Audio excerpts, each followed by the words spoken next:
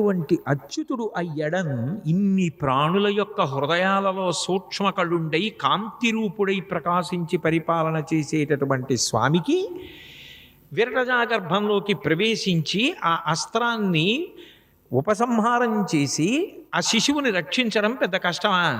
అందుకని వెంటనే అక్కడే ఉన్నాడు రథం దగ్గర, విరటజాగర్భంలోకి వెళ్ళాడు. గర్భంలోకి వెళ్ళి చక్రాన్ని చేత్తో పట్టుకొని గద అడ్డం తిప్పుతూ ఆ బ్రహ్మాస్త్రాన్ని తనలోకి లీనం చేసుకున్నాడు. నిజంగా చెప్పాలంటే ఆ బ్రహ్మాస్త్ర ప్రయోగము చేత ఎప్పుడో పాండవ వంశము అంతరించిపోయింది. ప్రకటితమైన దైవయోగమున పాండవ సంతతి అంతరింపగా వికలత నొందనీక ప్రభవిష్ణుడు కృష్ణుడు అనుగ్రహించి శాపకు బ్రతికించే కావున నృపాలక ఈ శాపకుడింక శాస్త్రవాంతకుడుగు విష్ణురాతుడను పేర ధరిత్రుడి ప్రసిద్ధికి నెక్కు పూజ్యుడై. ఈ పిల్లవాడు నిజానికి కడుపులో ఉండగానే మరణించాలి, కానీ మరణించకుండా కృష్ణ పరమాత్మ అడ్డుపడి కాపాడారు. కాపాడి పాండవ వంశాన్ని రక్షించారు. ఎందుకు రక్షించారు అంటే ఆమె అర్థించింది. అర్థించిన తరువాత కూడా రక్షించకపోతే ఏడుస్తారు వాళ్ళు ఏడిస్తే ఆయన తట్టుకోలేడు. అందుకని రక్షించాడు. అందుకని ఆయనకి విష్ణురాతుడు, విష్ణువు చేత రక్షింపబడిన వారు అని పేరు పెట్టారు నిజానికి పరీక్షిత్తుకి. కానీ ఆ పిల్లవాడు ఏం చేశాడు? బయటికి వచ్చిన తర్వాత తాతగారు ధర్మరాజు గారు సభ తీర్చి కూర్చున్నప్పుడు ప్రేమ, మరి అందరు కొడుకులు మరణించారు, మిగిలినవాడు వంశానికి నలుసు వాడు ఒక్కడే, వాడిని ఎంతో ప్రేమతో తొడ మీద కూర్చోబెట్టుకునేవాట. మిగిలిన వాళ్ళు మిగిలినటువంటి కోణంలో చూస్తారు. తాతగారు ఒక్కడు నా వంశాంకురం అని చూస్తాడు. నా వంశ కీర్తిని నిలబెట్టగలిగిన వాడు వీడే, నా వంశోద్ధారకుడు వీడే, నా పేరు ప్రతిష్టలు భవిష్యత్తులో వీడి వల్ల చెప్పబడాలి అని కోరుకుంటూ తొడ మీద కూర్చోబెట్టుకుని ఆనందిస్తాట. అందుకని తొడ మీద కూర్చోబెట్టుకుంటే ఆయన ఏం చేసేవాడు? అందరినీ సభలో వాళ్ళని పరీక్షగా చూసేవాట. ఎందుకు అంటే తన తల్లి కడుపు లోపల మును రక్షించిన ప్రభువు ఈ లోకమున ఎల్ల కలడని.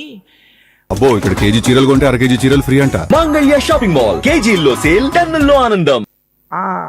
అయి అనగు పరీక్షించి చూడగా జనులు నరేంద్రుడు అనిరి నరేంద్ర. ఆయన సభలో వచ్చిన వాళ్ళందరి వంక పరీక్షగా చూసేవట. నేను మా అమ్మ కడుపులో ఉండగా అంత పెద్ద మంట వచ్చి అస్త్రం నన్ను కాల్చేద్దాం అనుకున్నప్పుడు ఒక ఆయన చక్రం పట్టుకుని గద తిప్పుతూ ముగ్ధమోహన స్వరూపం, శాంతాకారం భుజగశయనం పద్మనాభం సురీశం విశ్వాధారం గగనసదృశం మేఘవర్ణం శుభాంగం లక్ష్మీకాంతం కమలనయనం యోగిహృద్యానగమ్యం వందే విష్ణుం కనపడ్డాడే. ఆయన అంతటా ఉంటాడంటారు కదా, ఇందులో ఎవరిగానైనా ఉన్నాడా అని చూసేవట్ట. ఏమిటి పిల్లాడు అందరినీ పరీక్షగా చూస్తూ ఉంటాడని ఆ పిల్లాడిని పరీక్షిత్ అని పిలిచారు.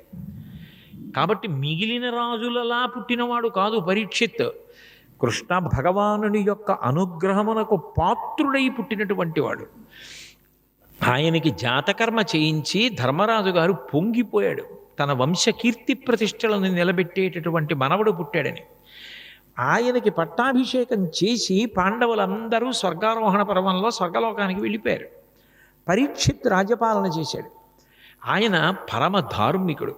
కృష్ణ పరమాత్మ యొక్క పాదార విందముల యందు నిరతిశయ భక్తి కలిగినటువంటి వాడు. అటువంటి పరీక్షిత్తుని ఒకానొక కారణం చేత శృంగి అనబడేటటువంటి ఒక ఋషికుమారుడు శపించాడు. నువ్వు మా నాన్నగారు ధ్యాననిష్టలో ఉండగా వెళ్ళి ఆయన యొక్క మెడలో మృత సర్పాన్ని వేశావు. ఓడక వింటి కోపున మృతోరగమున్ కొని తెచ్చి మారు మాటాడకయున్న మజ్జనుకు అంశ తలంబున పెట్టి దుర్మద క్రీడ చెరించు రాజు హరకేశవులడ్డిననైన చచ్చుపో ఏడువనాడు తక్షక విషానల హీతి తక్షక ఫణీంద్ర విషానల హీతి సంహతిన్. ఆయనకి ఫలానా రాజు మా నాన్నగారి మెళ్ళలో పావుని వేశాడని కూడా తెలియదు. కానీ ఆయన తపశ్శక్తి అలాంటిది. శృంగి శపించాడు నదీ తీరంలోనే. ఎక్కడో ఆడుకుంటున్నాడు. ఆడుకుంటున్న వాడి దగ్గరికి వెళ్ళి చెప్పారు, మీ నాన్నగారు శమీక మహర్షి మెడలో ఎవరో రాజు వచ్చి ఒక చనిపోయిన పావుని వేసి వెళ్ళేట్టని.